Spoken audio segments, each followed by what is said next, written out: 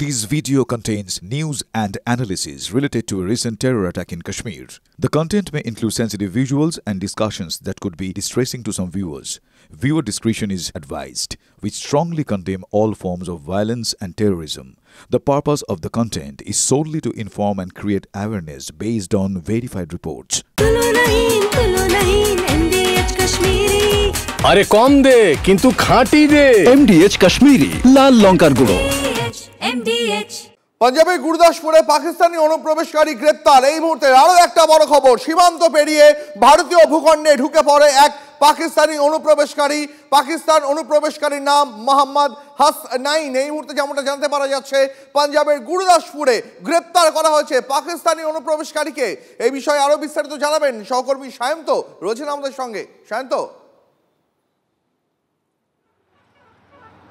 একদমই দীপ, দেখো গত সম্প্রতি কয়েকটা জায়গায় দেখা যাচ্ছে যে একের পর এক গুপ্তচর ধরা পড়ছে অথবা পাক রেঞ্জার্সও ধরা পড়েছে, কিন্তু এবার অনুপ্রবেশকারী মোহাম্মদ হাসনাইন পাঞ্জাবের গুরদাসপুর থেকে গ্রেপ্তার করা হয়েছে। মূলত ভারতীয় সেনাবাহিনী এবং পাঞ্জাব পুলিশের তরফে জেনে নেওয়ার চেষ্টা করছে শুধুই কি অনুপ্রবেশকারী নাকি কোনো গুপ্তচরের কাজ করার জন্যই সে সীমান্ত পেরিয়ে অর্থাৎ ভূখণ্ড পাক অধিকৃত কাশ্মীর জম্মু কাশ্মীর পেরিয়ে ভারতীয় ভূখণ্ডে ঢুকে এসেছিল, সেটাই মূলত আমি খতিয়ে দেখা হচ্ছে। মোহাম্মদ হাসনাইন নাম, বাড়ি হচ্ছে পেশোয়ারে। স্বাভাবিকভাবেই এই মোহাম্মদ হাসনাইন কেন তিনি এই পারে এলেন, কি কাজ করতে এসেছিলেন, গোটা বিষয়টি কিন্তু এখন যারা তদন্তকারী আছে তারা খতিয়ে দেখছে। তবে অনুপ্রবেশ ইস্যুতে যে বিএসএফ এবং ভারতীয় সীমান্তরক্ষী বাহিনী এই একাধিক জায়গায় কড়া নজরদারি রেখেছে তা কিন্তু এই হাসনাইনের গ্রেপ্তার হওয়াতেই মূলত প্রমাণ হয়ে গেল। ইতিমধ্যে হাসনাইনকে নিয়ে যাওয়া হয়েছে ক্যাম্পে, সেখানে মূলত জেনে নেওয়ার চেষ্টা চলছে যে কেন এবং কিভাবে ঢুকলো। মূলত এই সীমান্ত দিয়ে টাকার বিনিময় অথবা কোনো সুড়ঙ্গের মধ্যে দিয়ে এই ভারতীয় ভূখণ্ডে আসে অনুপ্রবেশকারীরা, সেরকমই কিছুভাবে সে এই ভারতীয় ভূখণ্ডে এসেছে কিনা সেটা এখন খতিয়ে দেখা হচ্ছে। অনেক ধন্যবাদ তোমাকে। যে খবর জানাচ্ছিলাম আপনাদের, পাঞ্জাবের গুরদাসপুরে পাক অনুপ্রবেশকারী গ্রেপ্তার। সীমান্ত পেরিয়ে ভারতীয় ভূখণ্ডে ঢুকে পড়ে পাক অনুপ্রবেশকারীর নাম মোহাম্মদ হাসনাইন।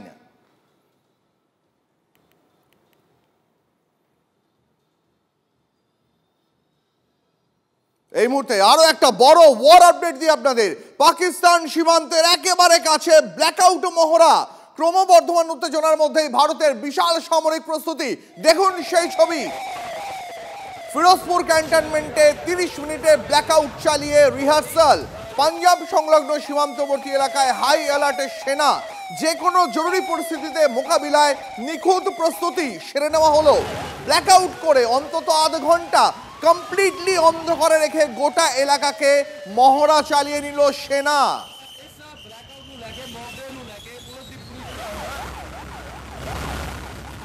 এই সব কিছু দেখে শুনে একটা প্রশ্ন জাগছে, জানেন তো, যে প্রত্যাঘাত কি এখন শুধুই সময়ের অপেক্ষা?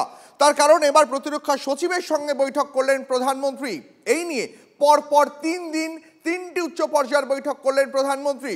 শনিবার তিনি নৌবাহিনীর প্রধানের সঙ্গে বৈঠক করেন, গতকাল বৈঠক করেন বায়ুসেনা প্রধানের সঙ্গে, আর আজ প্রতিরক্ষা সচিবের সঙ্গে বৈঠক করলেন প্রধানমন্ত্রী। তাহলে কি পাকিস্তানকে প্রত্যাঘাত এখন শুধুই সময়ের অপেক্ষা? আর ভারতের হাত থেকে বাঁচতে এবার রাষ্ট্রপুঞ্জে শরণাপন্ন হতে হলো পাকিস্তানকে। আজ বৈঠকে বসছে রাষ্ট্রপুঞ্জের নিরাপত্তা পরিষদ।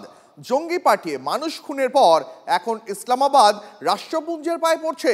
ভারত প্রত্যাঘাত করতে পারে এই ভয় উপমহাদেশে শান্তি বিঘ্নিত হওয়ার এখন দোহাই দিচ্ছে শরীফ। সন্ত্রাসে মদতদাতাদের শাস্তি দিতে হবে। পহেলগাঁও হামলার পরেই প্রতিক্রিয়া দিয়েছিল রাষ্ট্রপুঞ্জ।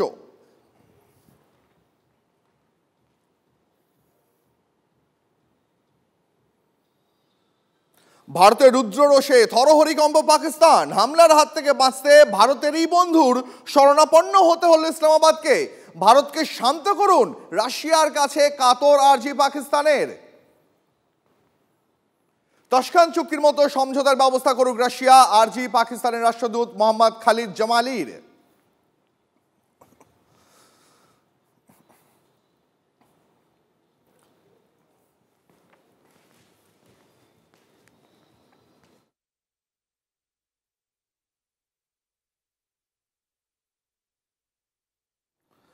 ভারতের রুদ্ররোষে থরহরিকম্প পাকিস্তান। হামলার হাত থেকে বাঁচতে ভারতেরই বন্ধু শরণাপন্ন ইসলামাবাদ। ভারতকে শান্ত করুন, রাশিয়ার কাছে কাতর আর্জি পাকিস্তানের। আর অন্যদিকে সন্ত্রাসের বিরুদ্ধে লড়াইয়ে ভারতের পাশেই রাশিয়া, ভারতকে সব রকম সাহায্য করবে মস্কো। প্রধানমন্ত্রীকে ফোন করে, মোদিকে ফোন করে এ কথা বললেন ভ্লাদিমির পুতিন। এই মুহূর্তে আরো একটা বড় আপডেট, ভারতের পাশে সব রকম ভাবে রয়েছে মস্কো। প্রধানমন্ত্রী নরেন্দ্র মোদীকে ফোনে আশ্বাস দিলেন রুশ প্রেসিডেন্ট ভ্লাদিমির পুতিন।